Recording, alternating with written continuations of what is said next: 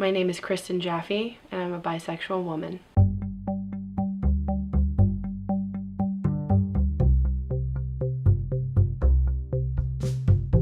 So I remember the day when I decided to come out to my father, who is my best friend.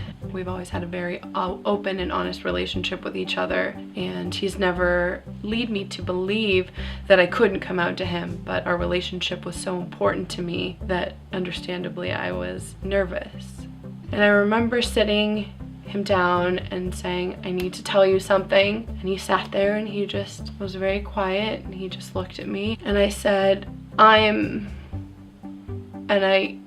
choked. It felt like someone was holding my throat. I was really trying to say it. And I started crying. I was just bawling, and I think I said, I'm probably about a dozen times. And he just sat there peacefully.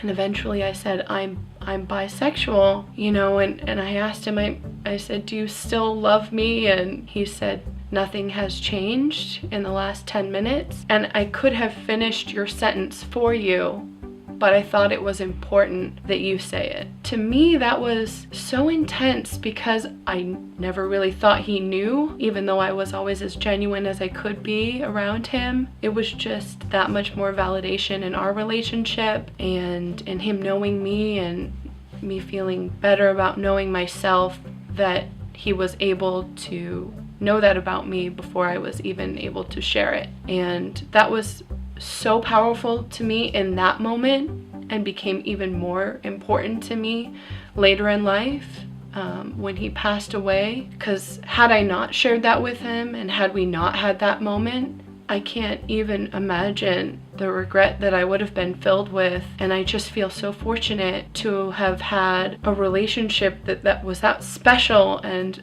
open and honest and loving with someone that was that important to me. So one thing that I found that can be challenging about being a bisexual in the LGBT community, it seems less understood than some of the others. You know, a lot of times we've heard, and I've experienced, lesbians not wanting to date a bisexual because they kind of just think or assume or might be afraid of being cheated on with a male, which I found, you know, of course, frustrating. I mean, if you're a cheater, you're a cheater, and if you're going to be monogamous, in my experience, I'm monogamous. And then of course, a male partner might take that as an opportunity to have a threesome or have multiple girlfriends within a relationship, and that's not really the case either, at least for me. I understand the straight community not understanding a bisexual or even the LGBT community at all, but to face a discrimination within your own community can be challenging. I'd say it's gotten much better personally, and I get a lot less of that than I used to, and I think that it's improving, just like a lot of aspects of how the community is viewed, and I'm grateful for that.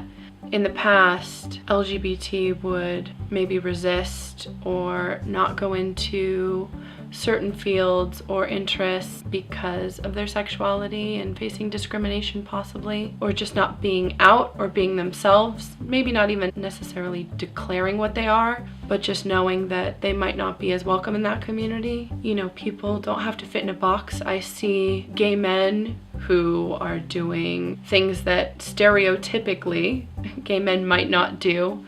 And then of course there's lesbian women who, you know, aren't just building decks, they're doing whatever they want to do and not being held down by their stereotypes and their labels. Or they are able to build a deck and not worry about the fact that they might be outed and that's a bad thing. They just get to do what they want to do and be who they want to be and not worry about being discriminated against. I don't have to worry about, is this feminine enough? Is this butch enough? Is this, might I, you know, say too much and, you know, might people catch on to what I am? I'm seeing all these stories about parents who are letting their young son dress up in girls' clothes if she wants because that's what she identifies as. I think that there will be more of that to come, but if not, we need to make sure that we're those people to those young people so they have somebody and someone to turn to that won't discriminate against them.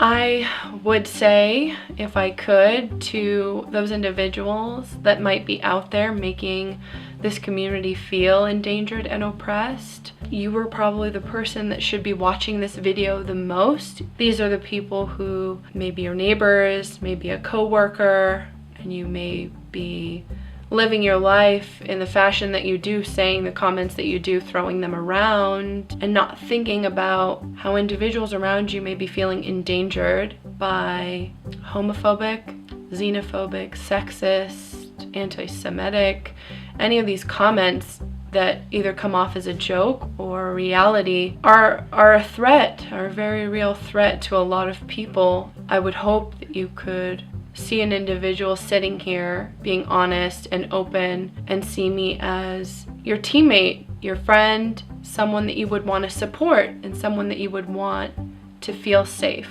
I feel like that is how we get a nation that we're proud of. That is how we succeed.